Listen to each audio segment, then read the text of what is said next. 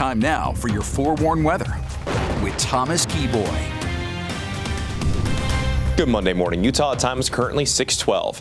Across this weekend, we had some pretty nice weather across the Beehive State. Pretty mild temperatures, but as we go through today into tomorrow, we do have some changes on the way. And you can kind of get a glimpse of that just by looking at the forewarned radar. Now, for the vast majority of the Beehive State, we're looking at calm conditions across the board. But when you look in southeastern Idaho, southwestern Wyoming, and northeast Nevada, there are a few showers around. And as we go from the second half of the day into tonight, the chance of wet weather across northern Utah will start to increase thanks to a cold front that'll be approaching from the Pacific Northwest. So after our string of mild temperatures returning, we'll see our temperatures cooling back down as we make our way towards the middle of the week. We'll talk more about that in just a moment. In the meantime, though, we'll take a live look outside down in St. George with our Southern Utah University camera network. St. George a bit on the cool side of things. You're sitting at 44 degrees, but it's 6:12 in the morning. And we can see the glow over the horizon. We're roughly 45 minutes away from our sunrise time in most locations across the state. But thanks to the time change, we can actually see that glow over the horizon.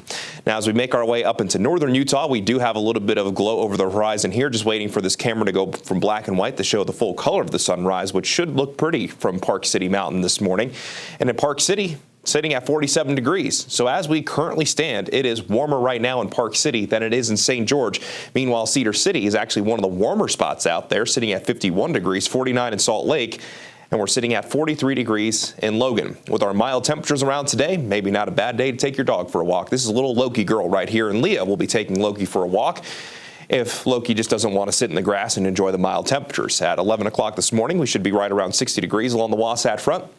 Then through most of the afternoon, our temperatures will be in the low to mid 60s with a daytime high in Salt Lake topping out at 66 degrees along with Provo. In northern Utah, daytime highs will mainly be in the 50s and 60s under mostly cloudy skies. As you make your way south, you'll find a little bit more in the way of sunshine with daytime highs mainly topping out in the 60s and 70s as St. George will lead the way, coming in with a daytime high of 78. Let's go ahead and begin the futurecast, and we'll start this at 7 o'clock this morning. And as we go through the first half of the day, things will stay relatively quiet with only a slight chance for a few showers in northern Utah, mainly favoring the high terrain. By 2 o'clock this afternoon, you can notice that cold front starting to approach from the northwest, and from late this afternoon into tonight, the chance of wet weather across the northern half of the state will increase. And by 11 o'clock, looks like we could have a pretty good chance from Salt Lake City northward. Then those showers will continue to slowly work their way down to the south as the cold front continues to push into central Utah. And the futurecast highlighting what could be a soggy start to the morning with mainly valley rain and mountain snow along the Wasatch Front and Wasatch Back. And then by tomorrow afternoon, even could see a few showers as far south as Cedar City. Will likely be active through at least the second half of the day tomorrow. As that cold front continues to move down to the south, though, the chance of wet weather will gradually go down. And then I'm thinking by Wednesday afternoon, we'll be looking at dry conditions across the state with the cooler air really settling in. But when it comes to snowfall, again, we're mainly expecting valley rain and mountain snow. We could see a little bit of snow down to Park City, but the mountains definitely going to see some snow above 8,000 feet.